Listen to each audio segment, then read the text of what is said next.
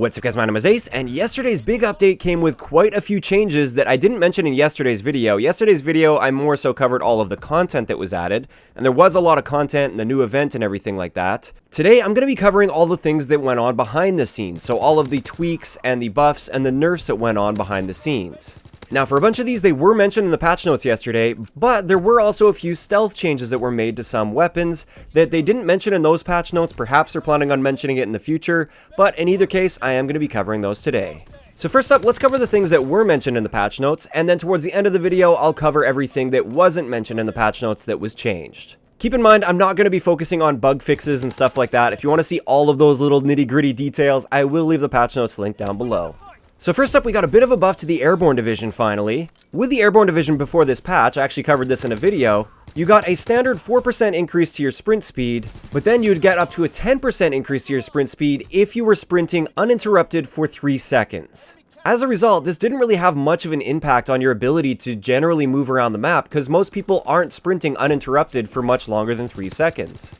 This made it so Airborne kind of lost its place in the game in my opinion, and Energetic was far better than Airborne if you were just trying to get from point A to point B faster. With this update, they buffed Airborne from that standard 4% starting speed that ramps up to 10%, they buffed it up to a standard 7% faster that ramps up to 10%. This is right in line with the Energetic basic training skills, so now Airborne is right in line with Energetic when it comes from those short bursts of sprints, but it's now better than Energetic if you're sprinting for longer than 3 seconds. This, in my mind, was an excellent change to Airborne, and it actually makes it a bit more viable again as that really aggressive rushing class.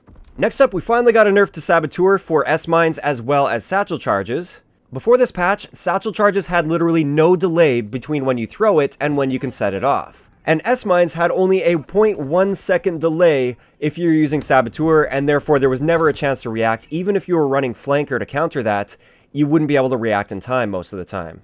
So with this patch, Saboteur got a bit of a nerf for these two pieces of equipment. Now with Satchel Charge, there's a 0.5 second delay, so you can no longer just like launch it up in the air and instantly airburst it. There is a little bit of a delay, but it is still noticeably faster than using Satchel Charges without Saboteur.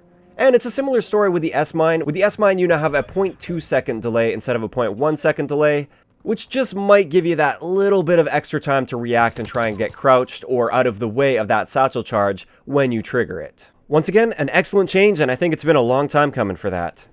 Moving on to the Rifle Grenade, this one got a very slight buff to its damage, and this means you're going to be able to get a one-hit kill with a Rifle Grenade at a little bit more of a distance. It's very, very minor though, keep that in mind. It didn't suddenly turn these into like a danger close noob tube from Modern Warfare 2. It just made it so these Rifle Grenades are a little bit more viable than they were before. Next up, we have a buff to the Launched basic training skill. With this one, now your launchers will deal 30% more damage when you're using Launched. And this is going to be great news for anybody that's been trying to work on those camo challenges for the launchers, specifically the ones where you have to kill enemy players with the launchers. This is going to be great news, because you guys understand the struggle. Ever since that division's update, they did nerf the launchers a little bit and made it a lot more difficult to kill enemy players with that.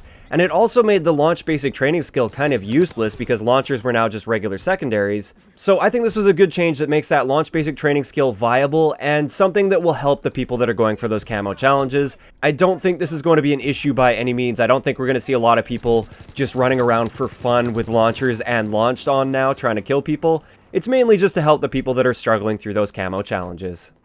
Next, we got a little bit of a buff to the bayonet charge.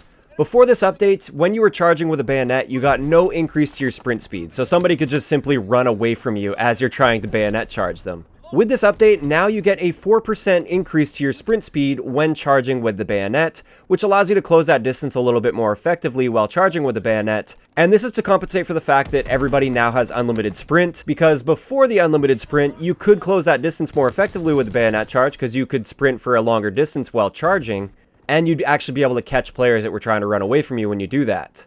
Now they gave it just that very slight increase to its sprint speed, so you can close that distance on somebody if they try to run away. Moving on to the tactical knife, they gave that a slight buff as well. Now you recover 15% faster in between melee attacks, so you can melee a little bit faster with the tactical knife. And this change came about due to the fact that now the tactical knife is an attachment that you have to select on your class, and they wanted to make it a worthwhile attachment to be using. I think that's totally fair and balanced to have that slightly faster melee speed. And finally, out of the things that were listed in the patch notes that actually affect gameplay, we have the Shifty Basic Training Skill. This one got a bit of a buff as well. Instead of just getting one extra attachment with Shifty, you now get 2 extra attachments on your pistol when using Shifty. You can also stack that with Infantry to get up to 4 total attachments on your pistol, and I think that's awesome. If you're using your one and only basic training skill on that, why not be able to just completely stack up on attachments?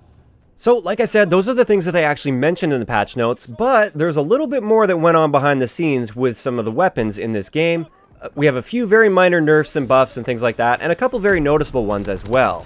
Now, I started compiling these just based on people telling me like, oh, I think this changed, I think that changed, and then I went and tested them, and I did find a few changes, but then I noticed on Reddit, there was a post outlining these changes taken from the hard-coded stats. This is coming from Lacking a Good Name, who I actually met at the Black Ops 4 reveal event. Great to meet you, Ethan, and thank you so much for pulling these stats for us. The first change that we have here, and this is probably the most noticeable change out of all of the changes that were made, is the GPMG got a reload buff, finally. That was the one downside to the GPMG, and it made that LMG basically useless. It already has a very low magazine capacity compared to all the other LMGs in the game, and then it also had an extremely long reload add time of 5.2 seconds. That has been more than cut in half now. It now has a reload add time of 2.5 seconds, which is much more reasonable for its magazine capacity, and the GPMG is once again a very viable LMG to use, and I think we're going to be seeing that come around a lot more often. Next up, a very minor change that most of you guys will probably never even notice. This is with the Car98k. It had its raise time nerfed a little bit. Now, raise time, for those of you guys that don't know, is the amount of time it takes to bring your gun back up after doing some sort of an action, like throwing a grenade, calling in a score streak, or even swapping from a different weapon to the Car98. For the Car98, its raise time went from 400 milliseconds to 500 milliseconds. Like I said, this affects so few situations that people probably won't even notice this. Another really minor change that was made was to the ITRA burst. Technically speaking, you could call it a nerf, but realistically, you're not going to actually see this, most likely. With this one, the burst delay went from 135 milliseconds to 145 milliseconds.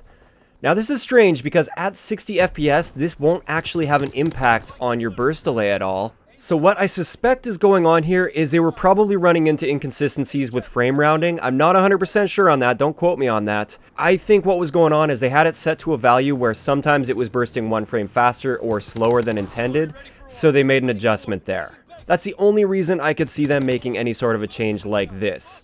Just know, in-game, you probably won't notice a difference with the ITRA. Another really minor one that you probably will never notice is with the MG81, they gave a buff to the first raise time, from 1.85 seconds down to 1.25 seconds. Again, really minor, unnecessary change. Now, a couple other things I wanted to mention that changed is the combat shotgun with incendiary shells. It no longer gives you an increase to your fire rate like it did before. I'm almost certain that was an unintended glitch, maybe not though. In either case, you no longer get an increase to your fire rate when using incendiary shells with the combat shotgun, which is awesome to hear in my mind. And also, you might have noticed that now for every one of the sniper rifles, you can use the iron sight attachment, which is really cool. Now, as for a couple things I wanted to mention here that people have been insisting have been changing, but I've done the testing on them, and also apparently nothing has changed in the code.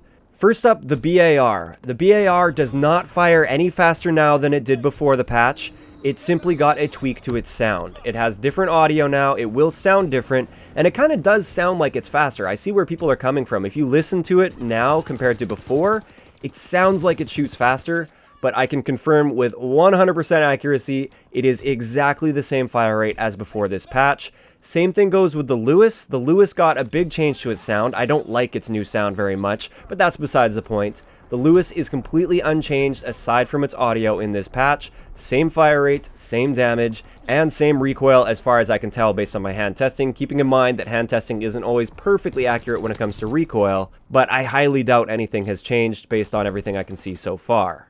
The FG42 is another one people were insisting got a change to its fire rate. That's simply not the case at all. I don't even think the audio profile was changed on the FG42. It is literally identical to the way it was before this patch.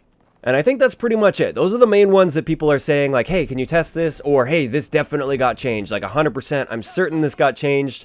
For those weapons, absolutely nothing changed aside from their audio profiles for the BAR as well as the Lewis.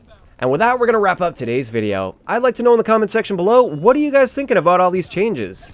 Personally, I'm happy to see all of these changes aside from the unnecessary ITRA burst, Car98, and the MG81 stealth nerfs. Those ones are just kind of strange and don't really make much sense, but then again, they don't really have much of an impact on the game. I'm really happy to see that reload buff to the GPMG, and I'm really happy to see all those other changes that were actually listed in the patch notes. If you enjoyed the video, a like rating is always appreciated, and don't forget to subscribe for more if you haven't already. I'll talk to you guys next time.